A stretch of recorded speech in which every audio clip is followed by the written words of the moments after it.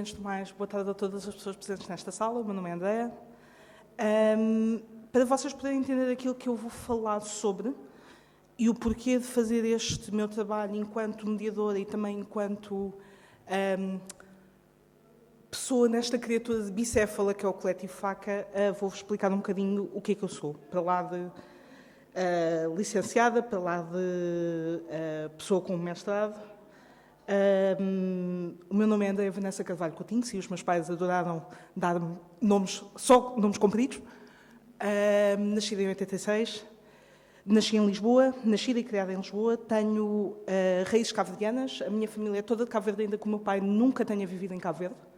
O meu pai, ele próprio, pessoa da diáspora, é um filho da diáspora, família cabo-verdiana, que nasceu, cresceu na Guiné-Bissau, veio ser educada em Lisboa e foi depois fazer os seus anos de adolescência em Moçambique, antes de voltar de novo para Lisboa em 1977. Sou uma pessoa que adora museus desde criança, desde que era pequenina e que a minha mãe gostava de pegar em mim e no meu irmão gêmeo e de nos levar aos vários museus que existiam em Lisboa, e sempre gostei de desenhar. O meu interesse dentro do espaço da história da arte e dentro do espaço da arte nasce aí. E para mim, quanto mais eu crescia e quanto mais eu avançava no meu percurso académico, mais particular era porque quanto mais eu avançava, menos crianças negras haviam à minha volta.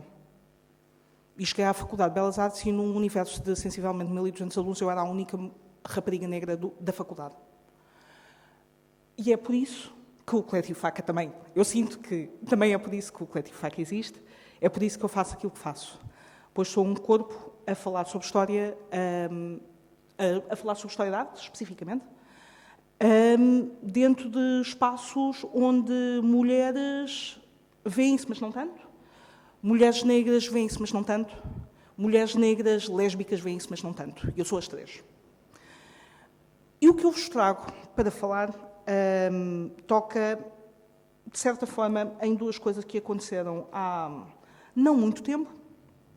São episódios que um deles eu vivi e o outro foi algo que toca em mim porque também colaboro com este museu, e em que falou-se numa conversa, literalmente há um par de semanas atrás, por causa da abertura do CAM, a pessoa com quem eu estava a falar estava a queixar-se da exposição nova, da exposição que agora ocupa a nave central do Centro de Arte Moderna, e que... mas era assim que tinham as mulheres de ser representadas? E onde é que está a qualidade? E isto foi uma coisa que ficou-me na cabeça e que, por mais que eu tentasse responder, a desculpa desta pessoa era sempre: mas não se podia pegar nesta pessoa, não se podia pegar naquela pessoa, não se podia pegar naquela pessoa. Não estou a dizer que não, mas já vamos por aí. Outro evento foi, há um par de anos atrás, em que uma professora universitária, que honestamente eu nunca me lembro do nome dela porque ela tem um nome enorme, é uma pessoa que está dentro das comunicações públicas, dos meios de comunicação públicos, porque ela escreve para jornais, escreve artigos de opinião para jornais, e ela fez um artigo de opinião sobre uma visita que fez naquele período o Museu Brado, onde achou descabido mencionar-se que Andy Warhol era um artista gay. E para ela foi uma coisa que não interessava a ser comunicada aos alunos dela, não tinha contexto e não era necessária. E o que eu vos trago para falar é exatamente esta questão da identidade dentro do museu. Porque, muitas vezes, quando nós pensamos em identidade, e pensamos nesta coisa da política da identidade, que é um termo que para mim é um bocado estranho, pessoalmente, claro, muitas vezes, quando se fala das exposições das artistas mulheres, quando se fala das exposições das pessoas não brancas, quando se fala das exposições das pessoas não hetero-cis-centradas, não eurocentradas, diz: mas porquê que se vai fazer isto? E é um discurso que, pessoalmente, e de novo, como estava-vos a dizer, como mulher negra e como mulher negra lésbica, faz-me perguntar por que não. E isto traz-me a uma pequena nota que tenho aqui e que entra na maneira como nós construímos os museus e como nós construímos a nossa própria história e a história da arte. As narrativas mestras da arte, aquelas que excluem grande parte das pessoas e apresentam barreiras construídas e hierarquias como naturais, continuam a ser discursos discriminatórios que raramente são postos em causa. Sexismo e racismo tornaram-se tão insidiosamente entrelaçados no tecido de linguagem e lógica institucional do mundo mainstream que seguem quase indetetáveis. Quando são apontados, no entanto, a sua prevalência é inegável. Isto foi escrito pelo Mara Riley, uma pessoa que escreveu um livro chamado Curatorial Activism. E o que eu vos trago e o que a Mara Riley menciona aqui é o facto de que nós temos narrativas, nós temos uma narrativa mestra dentro daquilo que é a história e dentro daquilo que é a história da arte, que diz que determinadas biografias e determinados detalhes identitários são importantes e então devem ser naturalizados. Pensemos no trabalho de grandes mestres que todas as pessoas que produzem dentro do mundo da arte produzem também a partir do seu lugar e a partir da sua visão do mundo, mas há determinadas visões que, se forem fora dessa norma, então ou não devem ser mencionadas, porque isto não é uma característica formal, ainda que lá está, nós temos questões formais que foram assumidas dentro das biografias de vários artistas ao longo da história, ou são coisas que, pelos ditames sociais e pelas normativas morais sociais do período, tanto do período em que estes artistas viverão como na atualidade, não fazem parte da história, então não devem constar. E vários artistas, vários curadores, vários críticos, no caso, artistas, curadoras, críticas, porque isto começa em 1971 com uma senhora chamada Linda Nochlin, nos Estados Unidos, que escreve um texto que o nome é bastante comprido, eu engano sempre quando o traduzo. O texto dela chama-se Porquê que não há grandes mulheres artistas na história da arte?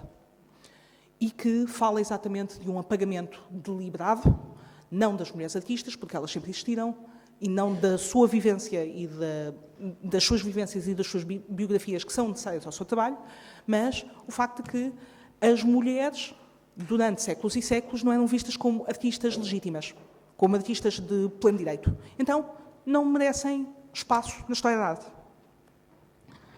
Voltando à Linda Nochlin, em 1971, nós ainda hoje estamos em 2024 e ainda temos exatamente pessoas que dizem que aquilo que está no CAM poderia ter sido pensado de outra maneira. E a qualidade.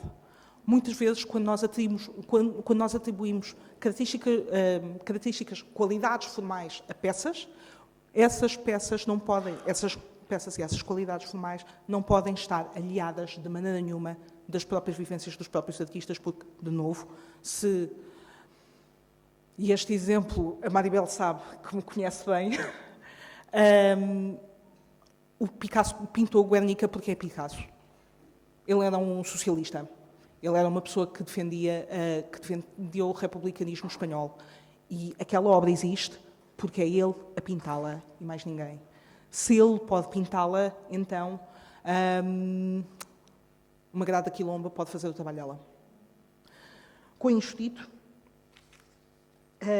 estas narrativas mestras, lá está, voltando a esta questão das narrativas mestras e voltando à questão do preconceito, como o Miguel bem mencionou e já foi mencionado pela Maribel e pela Patrícia, a questão do preconceito e a questão dos discursos de poder formam todas as narrativas, dentro e fora do museu. Dentro do museu vão apagar determinados corpos e determinados discursos,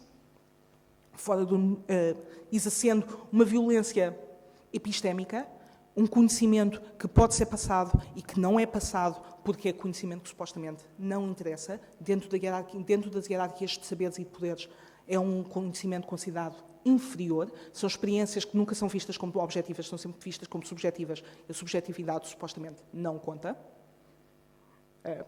Aqui o meu gesticular é debatível. Para mim é muito debatível, principalmente porque a arte moderna é a subjetividade, sempre foi. E lá está, nós olhamos para Picasso e achamos que aquilo que nós estamos a apresentar é pura e simplesmente formalismo. Não é.